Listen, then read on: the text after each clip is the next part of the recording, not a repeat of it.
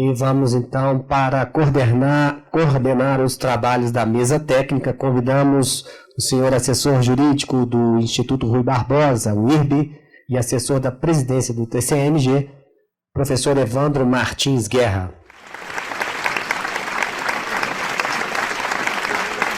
Mestre em Direito pela Faculdade Milton Campos, especialista em Direito Público pela Universidade Gama Filho e especialista em Controle Externo pela PUC Minas, Evandro Martins Guerra é também professor nas faculdades Milton Campos.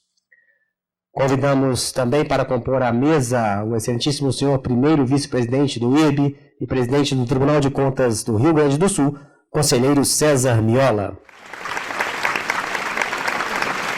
Pós-graduado em Direito Processual Civil pela Universidade de Passo Fundo, o conselheiro César Miola é bacharel em Ciências Jurídicas e Sociais.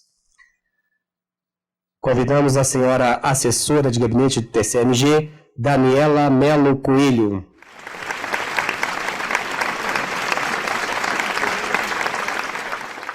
Doutora e mestre em Direito Administrativo pela Universidade Federal de Minas Gerais, Daniela Melo Coelho é também professora adjunta da UFMG. Convidamos agora o senhor Henrique Lima Kitts.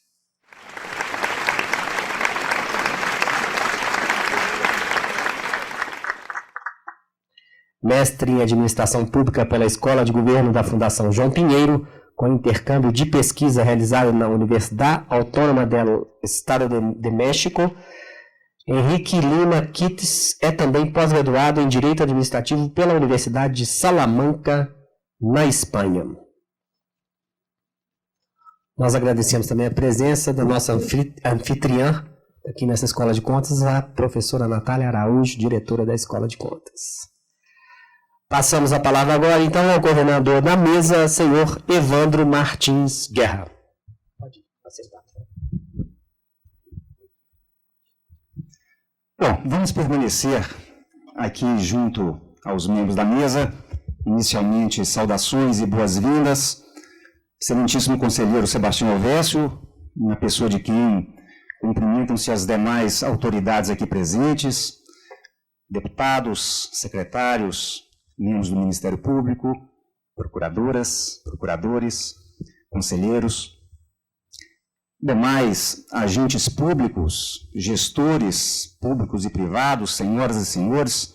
É com satisfação que o IRB, o Instituto Rui Barbosa, promove esse evento denominado Jornadas Científicas.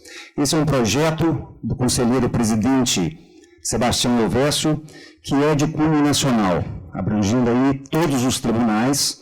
Então, o objetivo aqui deste momento é de aprofundamento numa questão de extrema relevância, como já foi bem ressaltado anteriormente pelos demais participantes. O Instituto Rui Barbosa é uma associação civil de estudos e pesquisas dos tribunais de contas. É uma associação criada pelos próprios tribunais de contas para o aprofundamento nos temas que lhes são afetos, nos temas afetos, então, ao controle de modo geral. Evidentemente que esse tema, que ora será debatido, será aprofundado, é inteiramente ligado à matéria do controle. Isso se dá, sobretudo, porque o Estado passa por uma fase de transição. Eu sempre lembro do dramaturgo italiano Enio Flaiano, que dizia, abre aspas, vivemos uma fase de transição, como sempre, fecha aspas. É fato que o Estado, então, ele passa por transmutações, por transformações históricas, e nós vamos acompanhando a cada dia essas transformações, e elas são marcantes em tempo. E, sobretudo no século XX, o Estado se viu inoperante, ineficiente, porque não dava conta de realizar a sua missão precípua, que é justamente a missão de prestar comodidades, sobretudo na área dos serviços públicos. E aí a atuação unilateral do Estado passou a ser uma atuação bilateral, como a relação público-privada, que hoje está cada vez mais fortalecida. Então, sobretudo, eu posso citar o meio do século XX, sem ser exatamente preciso, sem haver um aspecto científico nessa ideia, nesse marco. O Estado começou, então, a delegar, né, a desenvolver institutos de delegação, concessões, permissões, autorizações. Então, delegação legal com descentralização, e depois, então, o Estado passou também a fortalecer aquilo que já existia antes, desde o século XVI, com a Santa Casa, que eram as parcerias. E as parcerias foram, então, fortalecidas ao longo do século XX, sobretudo a segunda metade, e aí, já no final, com a reforma administrativa procedida pelo governo Fernando Henrique Cardoso, houve a edição de duas leis muito importantes para a matéria. A Lei 9637 e a Lei 9790, ambas referentes às organizações sociais e às denominadas OCIPs. Só que a legislação se mostrou insuficiente, e aí por conta das lutas citadas aqui, inclusive pela doutora Eleopéria, essas lutas culminaram com um projeto de lei de 2004, que depois foi apenso ao projeto de lei que culminou na edição em 31 de julho de 2014, a Lei 13.019, a lei em voga, a lei que está agora para entrar em vigência, já que a vacatio legis determinada era de 90 dias, mas por força da medida provisória 658, de 29 de outubro do ano passado, estendeu-se para 360 dias, portanto, em 26 de julho deste ano de 2015, a lei, então, gerará os seus efeitos. Sem tomar mais o tempo precioso que nos é concedido, eu vou dar sequência e passar a palavra aos nossos três ilustres convidados, porque são especialistas, são conhecedores do tema em questão. Primeiro, o primeiro tema será exposto pela professora Daniela, já apresentada, denominado Terceiro Setor e o Novo Regime Jurídico das Parcerias Voluntárias, compreensão das organizações da sociedade civil e dos instrumentos de parceria. Na sequência, ouviremos o professor Henrique Lima Kites, com o tema Burocracia e Eficiência na Lei número 13.019 de 2014. Encerraremos os trabalhos com o conselheiro presidente César Miola. Aliás, é de se dizer que as jornadas científicas tiveram o seu primeiro evento justamente na casa comandada brilhantemente pelo conselheiro, o Tribunal de Contas do Rio Grande do Sul, em 31 de março próximo passado, com o tema referente à tarifa no transporte público. Em breve, eu esqueci de dizer, esses eventos, essas jornadas, estarão disponibilizadas no portal do IRB, www.irb.org.br. A cada novo evento, uma nova edição e a possibilidade de todos os interessados assistirem, promovendo assim a multiplicação do conhecimento, que é o desejo do Instituto Rui Barbosa. Então, o conselheiro tratará do tema Lei das Organizações da Sociedade Civil, uma perspectiva do controle externo. Eu, então, passo a palavra imediatamente à professora Daniela para proferir a sua palestra. Boa tarde a todos. Inicialmente, eu gostaria de cumprimentar o nosso conselheiro presidente, Sebastião Vécio, agradecer o honroso convite feito pelo professor Evandro, por meio do Instituto Rui Barbosa, Cumprimentar também o conselheiro Zé Alves Viana, as demais autoridades aqui presentes, representantes do Ministério Público de Contas, e dizer que é uma grande satisfação estar aqui, dando início a um novo debate. Na verdade, é algo que vai se consolidar ao longo do tempo, mas estamos dando os primeiros passos na tentativa de informação, né, e de tentar realmente mostrar para a sociedade de que estamos falando, quais são as organizações da sociedade civil que a Lei 13.019 abrange, e qual que é a perspectiva dessa nova administração pública voltada para o diálogo, uma administração pública mais aberta, concertada, né, voltada para os interesses que são de todos. Antes de nós entrarmos propriamente no tema envolvendo a noção das organizações da sociedade civil,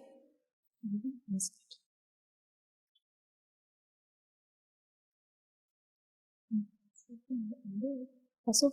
Bom, eu acho importante a gente fazer de início uma abordagem introdutória acerca dessa compreensão de qual Estado nós estamos falando. Por que é importante hoje termos uma lei nacional voltada para a disciplina afeta as organizações sociais, as parcerias, as relações do Estado com o setor público não estatal? Isso se dá, na verdade, pelo fato de que estamos consolidando, ao longo do tempo, uma nova noção de Estado. O professor Jacques Chevalier, por meio do seu livro O Estado Pós-Moderno, nos mostra que a cidadania hoje, ela se revela como uma cidadania ativa, uma cidadania realmente voltada para a abrangência dos interesses que são de todos, né? Como ele mesmo diz, uma cidadania alargada, desintegrada, ou seja, ela está presente em diversos setores da sociedade, e a ideia de que o Estado sozinho não é capaz de suprir as demandas coletivas. E essa noção de cidadania ativa, de cidadania aberta, que o professor Chevalier nos informa, ela está totalmente voltada para a noção que temos hoje do Estado contemporâneo, que é o chamado Estado em rede, fundamentado na governança, em que nós estamos distribuindo a esfera de poder, evitando aquela concentração do poder decisório nas mãos só do parlamento. Queremos que a sociedade seja ouvida e tenha, de fato, né, a sua área de atuação delimitada, com poderes de exigir do Estado melhores qualidades nos serviços públicos. E isso se dá exatamente porque a noção do Estado em rede, da governança, ela está sedimentada nos princípios da subsidiariedade, em que a ideia é aproximarmos o Estado das relações sociais, transferindo para a iniciativa privada, para a sociedade civil, aquilo que antes era concentrado nas mãos do Estado, e para além do princípio da subsidiariedade, a participação democrática, o que já é estudado em diversos países, né, e no Brasil isso é trazido como algo emergente, né, uma demanda que a gente precisa realmente consolidar. A democracia participativa, ela revela a ideia de que a democracia representativa, ela não é suficiente para atender às demandas que hoje são instaladas na sociedade. Então, precisamos de instrumentos, de fato, além das consultas públicas, das audiências públicas, né, dos projetos de iniciativa popular, precisamos sim criar novos centros de debate, de proximidade entre o Estado e a sociedade civil.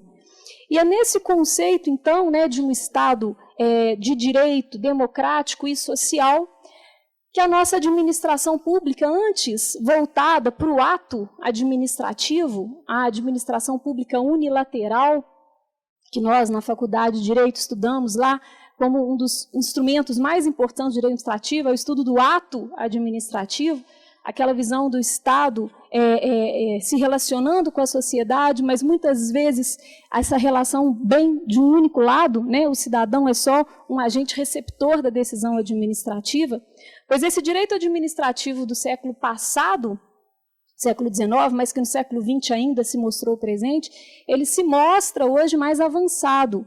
Então, a gente evolui da noção do ato administrativo para o processo administrativo. A importância da administração procedimentalizada.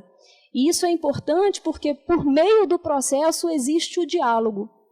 É por meio do processo que nós tentamos estabelecer uma relação em que o Estado escuta a sociedade, o particular com quem ele se relaciona, e por isso avançamos na noção de uma administração mais aberta, de uma administração consensual.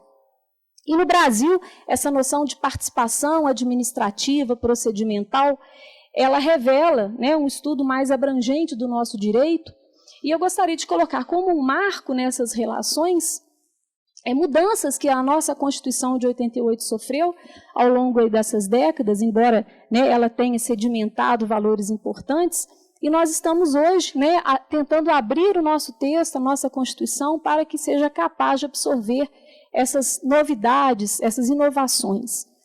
E com relação ao tema das organizações sociais, que se revelam na atividade de fomento do Estado, como já é uma classificação, né, uma definição clássica do direito francês, a administração pública tem atividades finalísticas para atingir, e sabemos que dentre essas atividades finalísticas, além da prestação do serviço público, do exercício do poder de polícia, encontra-se a atividade de fomento. Mas o fomento sempre foi algo um pouco deixado de lado, não tratado, não disciplinado nos bancos das nossas academias, e hoje o direito administrativo percebe a necessidade de estender as suas lições para esse campo fértil do direito e estabelecer relações de maior proximidade. E com relação à mudança que nós tivemos na década de 90, os senhores sabem que em 90 foi apresentado à sociedade um plano diretor da reforma do aparelho do Estado. E àquela época, propugnou-se pela atuação do Estado em 4 áreas centrais: o núcleo estratégico do Estado, o setor de atividades exclusivas, o setor de atividades públicas, mais consideradas não estatais, e o setor de produção para o mercado. E é exatamente no setor de atividades públicas não estatais, por alguns definidos aí como terceiro setor, que nós tivemos o início de um processo de diálogo para tentarmos entender melhor o que o Estado quer nessas relações, quais entidades estão presentes e como que nós podemos, de fato, efetivar essa democracia participativa. Então, diante desse cenário em que se estabeleceu aquele período, algumas leis começaram a ser fabricadas, produzidas. O professor Evandro já tinha feito menção à Lei das Organizações Sociais e à Lei das Organizações da Sociedade Civil de Interesse Público, as OCIPs, mas nós não temos um diploma, até então, né, um diploma legal que fosse uma referência de estudo para entendermos, de fato, quais organizações da sociedade civil nós estamos tratando. Eu digo isso porque as organizações sociais, como nós conhecemos como OS, criada pela Lei 9.637, no ano de 98, foi uma lei que não produziu efeitos esperados. O governo federal firmou, até então, somente qualificou como OS apenas 7 entidades. De outro lado, as organizações da sociedade civil de interesse público, as OCIPs, elas ganharam uma abrangência muito maior, não apenas com a qualificação por meio do governo federal, mas também qualificação por meio dos estados, da federação.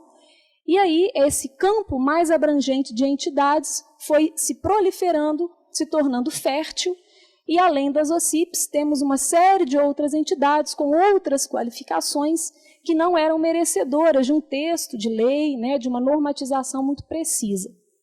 Com o advento da Lei 13.019, como já colocado aqui, que ela vai entrar em vigor em julho deste ano, a ideia é que, além das OCIPs, que já possuem, né, uma legislação própria, a Lei 9790, do ano de 99, nós também temos um marco legal ao qual as demais entidades vão poder se estabelecer uma relação de formação, de elaboração e termos ali como será o papel do Estado no controle nessa fiscalização. Então, para a gente entrar nessa legislação nova, eu achei interessante trazer aqui, talvez já do conhecimento de muitos dos senhores, no final do ano, o governo federal, por meio da Secretaria da Presidência, divulgou um documento, que é uma pesquisa sobre as organizações da sociedade civil e as suas parcerias com o governo federal.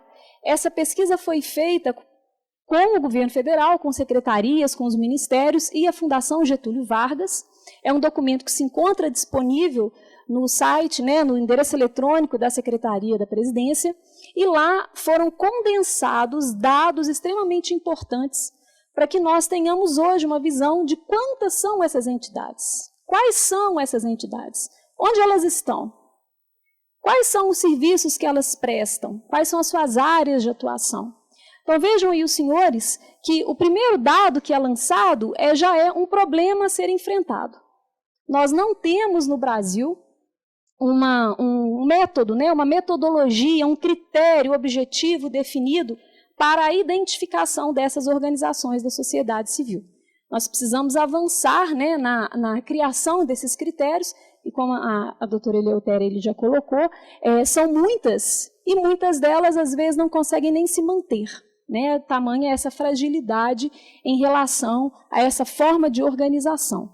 E esses dados, essa pesquisa lançada em dezembro de 2014, os dados foram utilizados por meio de pesquisas que eventualmente são feitas pelo IBGE, pelo IPEA, pela ABONG, né, que normalmente prestam esses esclarecimentos e fornecem os dados acerca do quantitativo de entidades às quais nós nos referimos. E temos que a última matriz de informação que foi divulgada na pesquisa registra uma previsão de 303 mil organizações da sociedade civil em atividade no ano de 2011. Então, um quantitativo elevado, significativo de organizações da sociedade civil. Agora, é interessante a gente fazer um parênteses, porque muitas vezes usamos várias nomenclaturas, como organização da sociedade civil de interesse público, organização da sociedade civil, entidades privadas sem fins lucrativos, e às vezes há uma mistura, né, uma proliferação de terminologias sem termos ao certo uma precisão desse alcance. O estudo deixa claro que entidades privadas sem fins lucrativos no país já passa de 545 mil, esse volume, né, de entidades consideradas entidades privadas sem fins lucrativos. E nesse universo, as organizações da sociedade civil correspondem a 303 mil, um quantitativo aí de 50%, então, né, mais de 50% das entidades privadas sem fins lucrativos. Como sabermos a organização, a forma, o status de composição dessas entidades? Bom, para se qualificar como entidade sem fins lucrativos, entidade privada sem fins lucrativos, nós estamos aqui diante de uma miscelânea, né, de um grupo significativo, imenso, de naturezas jurídicas, que são bem variadas. Então, a legislação considera, incorpora, compreende nessa concepção de entidades privadas sem fins lucrativos uma gama ali de 14 naturezas. Os cartórios, as fundações privadas, o Serviço Social Autônomo, o SESC, o SENAI, SENAC, né? Os condomínios editalícios, as comissões de conciliação prévia, entidades de mediação e arbitragem, partidos políticos, entidades sindicais, estabelecimentos no Brasil de fundação ou associação estrangeira, fundação ou associação domiciliada no exterior, organizações religiosas, comunidades indígenas, fundo privado e associação privada. Então, todas essas formas de organização admitem, né, a sua incorporação no conceito de entidades privadas sem fins lucrativos. Só que uma organização da sociedade civil, ela não tem um formato, um arranjo tão abrangente como as entidades privadas. Elas são mais reduzidas. O estudo considera que no Brasil pode ser considerada a organização da sociedade civil o conjunto das organizações identificadas por meio de 6 naturezas jurídicas distintas. Pode ser uma associação privada, uma organização religiosa, uma fundação privada, fundação ou associação estrangeira, fundação ou associação domiciliada no exterior e comunidade indígena. Então, seriam essas as entidades que estão abrangidas pela Lei 13.019. São essas as organizações da sociedade civil que podem firmar relações de parceria com a administração no contexto dessa nova lei. E vejam, senhores, que desse cenário, 90% das atuais organizações da sociedade civil são constituídas como associações privadas. 8% são organizações religiosas e 2% são fundações privadas. Então, temos um universo grande, né, de entidades que se constituem sob o formato de associações privadas, seguindo as exigências do nosso Código Civil. Cerca de 80% dessas entidades, daquelas 303 mil que nós vimos no início, atuam como organizações associativas. E uma organização associativa tem diversas áreas de atuação. São associativas patronais, as empresariais, né, voltadas para a proteção de defesa de direitos sociais, organizações políticas ligadas à cultura, à arte. Então, a maior parte desse universo de organizações da sociedade civil está concentrado, né, num percentual de 80%, como organização associativa. Quase 6% na área da educação, 5,4% voltadas ao esporte, recreação e lazer, cerca de 5% atividades de assistência social e saúde, e menos de 1% das organizações da sociedade civil hoje se dedicam a atividades ligadas à agricultura, pecuária e meio ambiente. Dados também revelados por essa pesquisa. Onde estão? Qual que é o maior, né, cenário de concentração dessas entidades? Foi revelado no estudo que cerca de 45% delas, esse quantitativo grande, está localizado na nossa região sudeste, sendo o estado de São Paulo o estado da federação que mais tem entidades sediadas, né, 22,5%, e Minas Gerais com 11,1%, depois é seguido pelo estado do Rio de Janeiro. Presença nas regiões sul e nordeste, voltado aí para um quantitativo de 20%, e menos de 6% nas regiões norte e centro-oeste. Então, de fato, onde muitas vezes há uma demanda maior por parte da sociedade, nós temos, né, uma diminuição dessas entidades. Talvez, como a própria a doutora Eleutéria comentou, a dificuldade de constituição, de manutenção, a falta de informação, que nessas regiões do país sabemos que, infelizmente, são mais carentes, elas também carecem de maior, né, atuação dessas entidades. Acho que a atuação do governo federal é muito relevante para promover a democracia participativa nesses locais, né, como já foi colocado aqui, de uma forma de proximidade mesmo, um diálogo com a sociedade. E quais são os títulos que as organizações da sociedade civil hoje obtêm do governo federal? Eu gostaria mais uma vez de ressaltar que esse estudo foi feito com base em informações que são informações extraídas de dados do governo federal.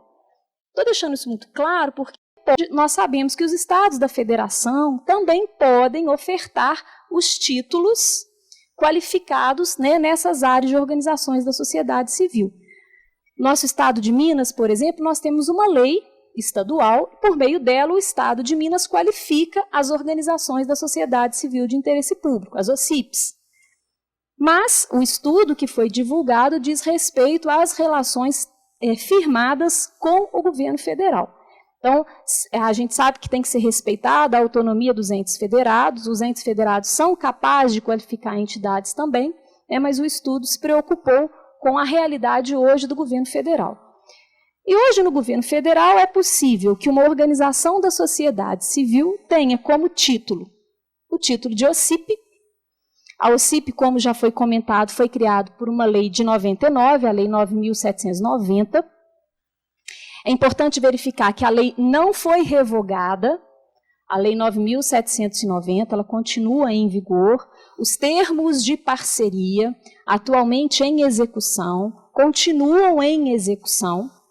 Nós vamos verificar que o objetivo da lei é, em determinado momento, fazer com que as atuais entidades se adequem à legislação, né? Mas a ideia não é de um rompimento, até porque seria impossível rompermos com essas parcerias já firmadas. Então, o governo federal concede título de OCIP. Hoje há uma média aí de umas quase 13 mil entidades qualificadas como OCIP no governo federal, diferente das OS, como eu havia dito, as organizações sociais, que é um número bem diminuto, bem pequeno. O governo federal também qualifica uma entidade, dando a ela um título de utilidade pública federal, também pelo Ministério da Justiça. Esse título é concedido e também é submetido a um controle e uma fiscalização pelo Ministério da Justiça. Há um quantitativo significativo de entidades também com essa qualificação. E o outro título, que a União confere, é o Cadastro Nacional de Entidades Ambientalistas, esse ofertado pelo Ministério do Meio Ambiente. Certificados. Além dos títulos, a União também certifica as entidades, chamados CEBAs, né? Certificados de entidades beneficentes de assistência social. E são essas as 3 áreas atingidas ou protegidas: a educação, a saúde e a assistência. Qual o volume de recursos públicos o governo federal conseguiu apurar por meio dessa pesquisa, repassados nesse período de 2008 a 2012? Foram, né, contabilizados aí quase 5 bilhões de reais, que corresponde a cerca de 57% do volume total de recursos de parcerias que são firmadas com as organizações da sociedade civil no mesmo período que o sistema, que é um sistema de convênio da União, estabeleceu. Então, do volume significativo do SICONV, né, desse quantitativo extenso de recursos dispendidos, 5 bilhões foram destinados às relações de parcerias com as organizações da sociedade civil. E o maior destaque, de acordo com os dados revelados, são as parcerias na área da saúde, que representam quase a metade do volume de recursos que são repassados por meio das parcerias da União com as organizações da sociedade civil. Outro detalhe que o estudo se preocupou é se, de fato, além de repassar o recurso, além de incrementar as relações com a sociedade civil, estamos atingindo aquela noção inicial que comentei com os senhores sobre a democracia participativa. As entidades, de fato, participam de conselhos, de audiências, de ambientes de deliberação, e o estudo revela que houve uma ocupação aí de 553 assentos por parte das organizações, distribuídos pelos 40 conselhos de políticas existentes. Mas a própria pesquisa revela que isso é um número que precisa muito ser melhorado. Ainda não é capaz de revelar uma noção de uma administração pública dialógica, né, que de fato está voltada para os interesses da coletividade e aberta a distribuir, ao compartilhamento dessas decisões. Bom, então, achei importante trazer esses dados iniciais, porque são dados recentemente divulgados e que nos aproximam um pouco mais das organizações da sociedade civil. Eu leciono essa disciplina lá na faculdade e eu percebo que os alunos, às vezes, não conseguem identificar. Quando se inicia o semestre, eu pergunto, alguém saberia me dar um exemplo de entidade do terceiro setor? E muitos têm dificuldade de estabelecer onde elas estão, qual que é o papel dessas organizações. E acho importante que, por meio dessa lei, nós temos um marco, de fato, para aprofundar os estudos das organizações. A Lei 13.019, publicada em 31 de julho de 2014, e que já no seu artigo 88 estabeleceu o período de vacatio legis, né, no qual a legislação vacatio legis, em que a lei só entraria em vigor, como disse o professor Evandro, 90 dias, mas em razão de uma mudança provocada por uma medida provisória convertida em lei já, estendeu-se o período para a produção de seus efeitos 360 dias. Então, como ela foi publicada em 31 de julho de 2014, teremos aí no período de 27 de julho, o início da entrada pelo cálculo do conselheiro de contas. Então, vamos confiar nas contas do conselheiro. 27 de julho será, né, deflagrado o processo de aplicação da norma. Bom, interessante que ela estabelece que as normas ali estipuladas são normas gerais. Já temos aí um problema. Alguns juristas já anteciparam, né, alguns artigos e publicaram estudos sobre o tema, e alguns duvidam da abrangência da norma geral à qual essa lei se destina. E digo isso porque a União legislou, por meio do Congresso Nacional, a Lei 13.019, e o fez com o disposto, né, o arrimo, o fundamento, o artigo 22 da Constituição, no nosso inciso 27. O que prevê a Constituição da República no artigo 22, inciso 27? A competência da União para legislar normas gerais de licitação e contratos. Bom, se a União tem competência para legislar normas gerais de licitação e contratos, tal como prevê o inciso 27 do artigo 22, com base nesse dispositivo, foi criada a lei com o título de norma geral. O que muitos autores, muitos juristas têm observado? Essa norma, ela não está voltada para estabelecer diretrizes, regras, parâmetros em matéria contratual. Termo de parceria, termo de colaboração não é contrato propriamente dito. E aí nós voltaríamos a uma discussão antiga entre os administrativistas se existe um gênero, uma figura diferente do contrato. Temos os convênios, temos os diversos ajustes e acordos, e alguns administrativistas entendem que para esses instrumentos que não são denominados contratos, portanto, para os convênios, para os termos de parceria, para os termos de colaboração, e quantos nomes quisermos dar, a relação ali não está reservada à disciplina de norma geral da União. Então, alguns já criticam o fato da União ter legislado a Lei 13.019 e intitulado a norma como uma norma geral, já que o artigo 22, inciso 27, não seria o fundamento constitucional que a União poderia utilizar. Bom, mas de fato, já há muito sabemos que isso é um debate na nossa academia. O nosso professor Celso Antônio Bandeira de Mello, um dos maiores administrativistas do país, entende que convênios, ajustes, acordos é sim uma espécie de contrato. Ora, contrato não é necessariamente algo em que há apenas opostos, interesses opostos envolvidos. O que eu tenho por meio de um contrato? Uma relação de consensualidade, de acordo, de pacto. Então, de fato, nós temos aqui uma atuação mais abrangente dessa figura jurídica. E nessa concepção do professor Celso Antônio Bandeira de Mello, não haveria qualquer impropriedade na leitura da lei como uma norma geral. Se formos pensar sob essa perspectiva, isso também aconteceu com a nossa Lei Geral de Consórcios. Os consórcios públicos. Lá, acho que para sair um pouco da discussão, o que o legislador, de forma um pouco mais esperta, fez?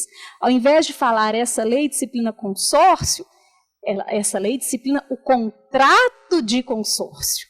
Então, colocaram o nomezinho contrato ali, talvez com esse objetivo de evitarmos maiores discussões, né?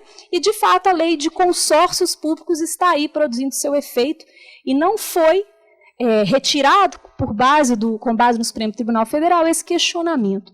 Então, acredito que teremos fóruns de discussão em relação a essa possível inconstitucionalidade da norma como uma norma geral, mas acho que ela é tão importante, né? E essa discussão, essa linha muito estreita entre o que é um convênio, o que é um contrato, na minha concepção, é algo que não pode ser levado em conta para paralisar um processo tão importante como é a aplicação dessa norma.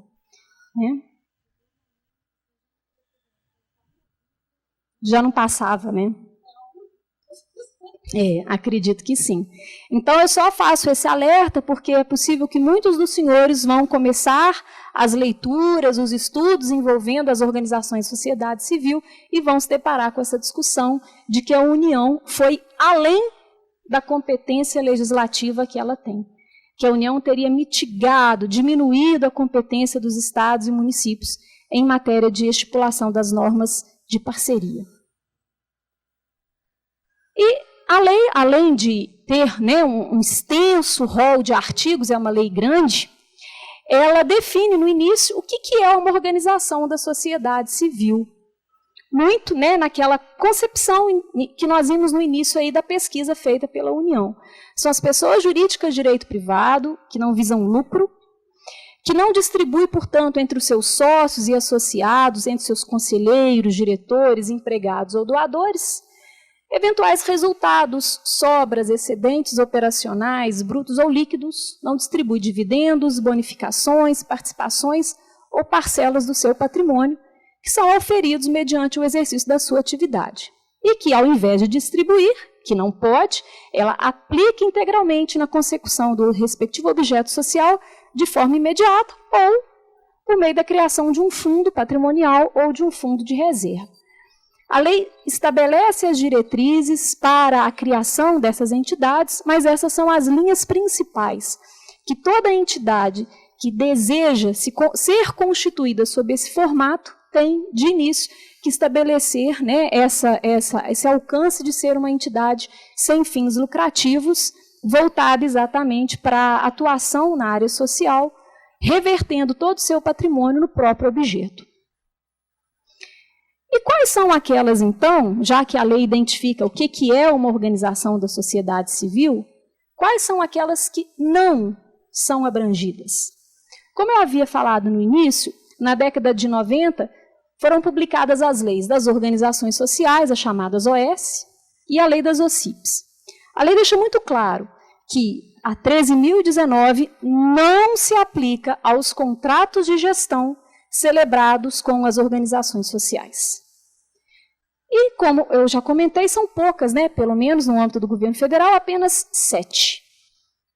Talvez os senhores se recordem que quando se fez o modelo da OS no país, naquele período em que tivemos a divulgação do plano diretor da reforma, o incremento, a criação das agências reguladoras, das agências executivas, foi no final da década de 90 que tivemos uma evolução de entidades criadas pelo governo federal.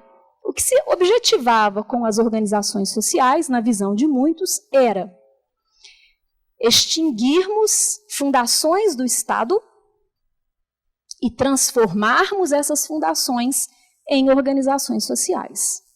Portanto, o objetivo que era proposto com a OS não era um chamamento à sociedade civil para integrar ao Estado. Não, era uma diminuição do Estado nas áreas das fundações. E é muito pertinente porque sabemos que as organizações sociais só atuam nas áreas de saúde, educação, meio ambiente, cultura, ciência e tecnologia.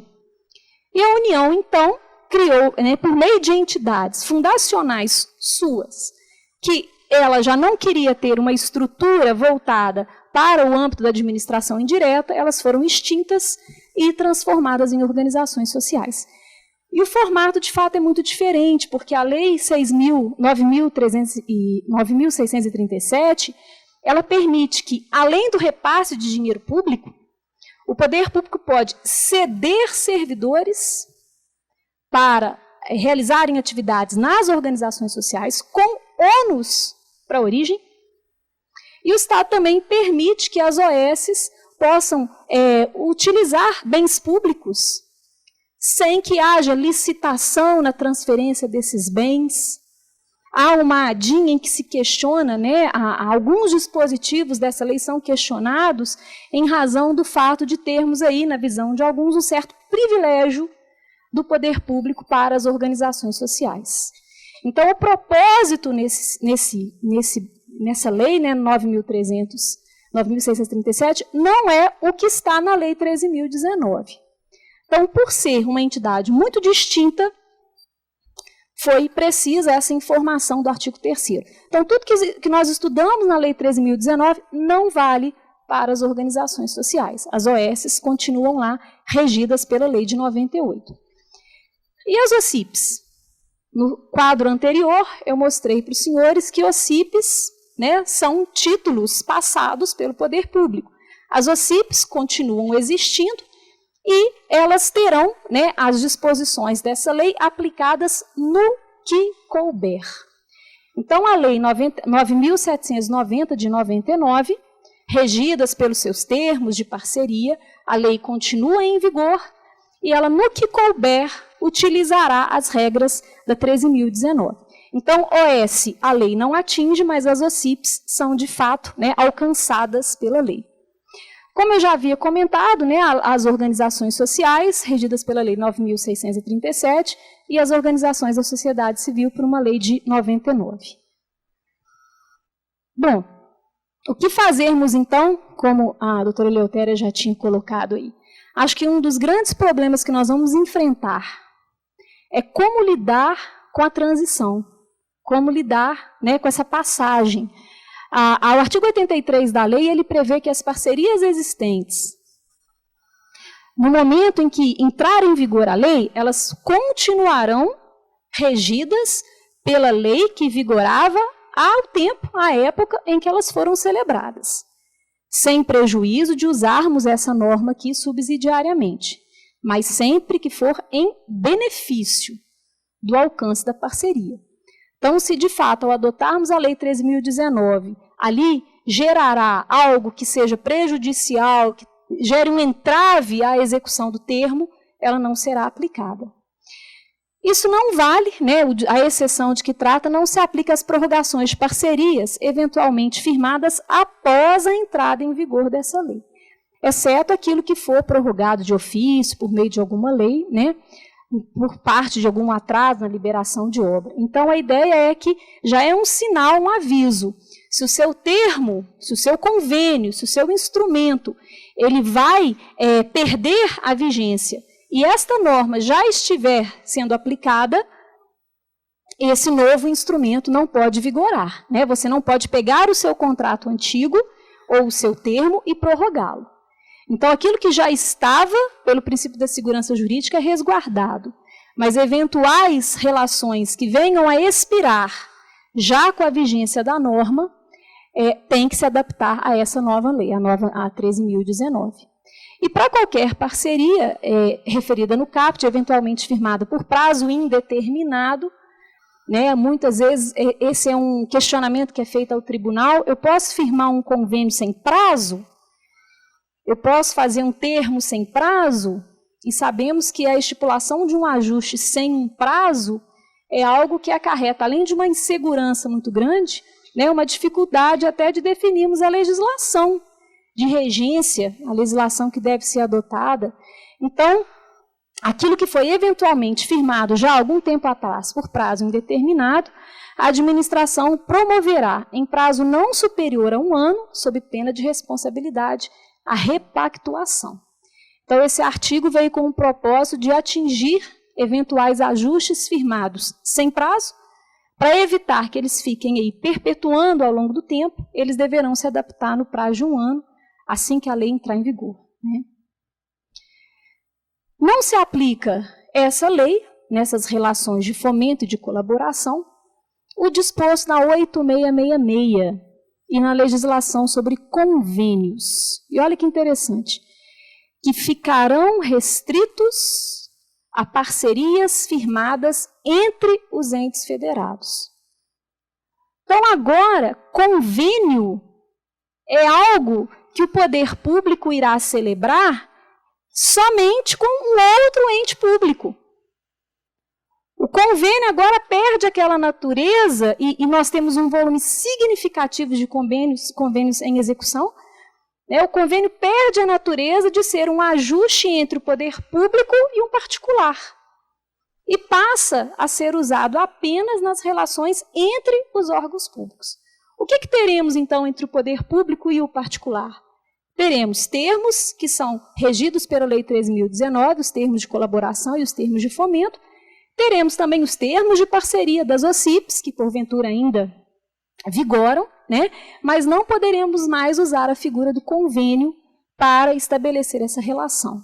Isso talvez se justifique, né, pelo fato de que não temos no Brasil uma legislação precisa sobre os convênios. O controle, a forma de execução, de elaboração. Então, essa precariedade normativa levou o legislador a estabelecer, né, esse parâmetro aí, um temporal, um lapso mesmo, para que os convênios sejam agora firmados só entre os entes da federação. A proibição de usar a Lei 8666 é exatamente as discussões que nós já enfrentamos, vamos continuar enfrentando em relação ao procedimento licitatório, quando há repasse de recursos públicos, e aqui necessariamente haverá, mas a Lei 13.019, ela cuida exatamente dessa importância de como o gasto público será feito, né, a despesa será executada por meio dessas entidades. E, brevemente, quais são os instrumentos, então, de parceria que nós hoje podemos constatar? Além dos convênios, no artigo 116 da Lei 8666, e hoje, no âmbito da União, o Decreto Federal 6.170, temos os contratos de gestão específicos para as organizações sociais, temos os termos de parceria da Lei 9790 das OCIPs e agora termo de colaboração e termo de fomento. A lei tenta, né, estabelecer aí um parâmetro de conceituação em relação aos termos. O termo de colaboração parte de uma iniciativa da administração pública, é a administração com as organizações que são selecionadas por meio de um chamamento, né, e é muito importante essa definição do procedimento. Teremos, acho que, muita dificuldade em estabelecer as regras, os critérios objetivos, mas o chamamento público vem como algo extremamente relevante, porque na lei das organizações sociais, a concessão do título de OS é um ato discricionário do ministro da pasta, né? E na lei das OCIPs, qualquer entidade que preenche os requisitos pode se qualificar como OCIP, mas o termo de parceria não é firmado com todas elas, né? E na hora da feitura do termo de parceria, a lei 9790 não é tão precisa, não estabelece esses parâmetros de seleção. Então, a intenção da lei 13.019 é exatamente criar o termo, o chamamento público, seja um termo de colaboração, que é a administração fazendo a parceria com a sociedade civil, como no termo de fomento, em que é o instrumento pelo qual as parcerias da administração com a organização da sociedade civil também é selecionada por meio desse chamamento. Então, há um momento de que, num primeiro momento, a administração estabelece, né, o chamamento, e no termo seguinte, a administração ouve a demanda do particular e, a partir dessa demanda, ela firma esse termo de fomento. Depois, os artigos seguintes, eles vão detalhar um pouco mais, né, onde nós vamos poder encontrar as regras específicas sobre os termos de colaboração e os termos de fomento. Além desses artigos 16 e 17, nós temos outros dispositivos da lei, mas acho que a definição do que deve conter cada termo, né, uma análise aqui de item por item, talvez fique um pouco mais cansativo essa apreciação, mas eu acho que o importante é a gente agora capacitar mesmo, né, o gestor, capacitar o servidor que atua na área do controle para oferecer um papel de suporte e, de fato, de orientação, né? Então, acho que o objetivo da lei é que ela saia do papel, mas não para ficar na burocracia ou na eficiência, como o professor Henrique vai nos informar aqui, dos órgãos públicos. Vamos tentar fazer com que, de fato, essa legislação seja um avanço e a concretização de uma sociedade, né, que conversa mais com o poder público. Quem sabe a gente agora consiga, como já na Grécia clássica, né, de que na ágora a gente tenha lá o diálogo, vamos substituir as lutas e as guerras pelo consenso, pela negociação. Vamos agora, numa sociedade de fato mais aberta, buscar na lei de parceria novos instrumentos para estabelecer essa relação entre o Estado e a sociedade civil. Acho que o nosso tribunal tem um papel importante, né, Evandro, né, conselheiro, de criarmos aqui talvez um grupo de estudo para produzirmos textos, informações, para que toda a sociedade, de fato, possa utilizar informações, dados importantes e, quem sabe, contribuir para essa proximidade tão ativa, tão relevante entre o poder público e a sociedade civil. Eu não vou destacar muitos outros instrumentos, não, porque não quero atrapalhar também. Às vezes, colaborações que os meus colegas podem acrescentar aqui vão, de fato, aumentar o conhecimento que a gente está começando a sedimentar aqui em relação a esse novo marco. Eu agradeço a todos. Obrigada.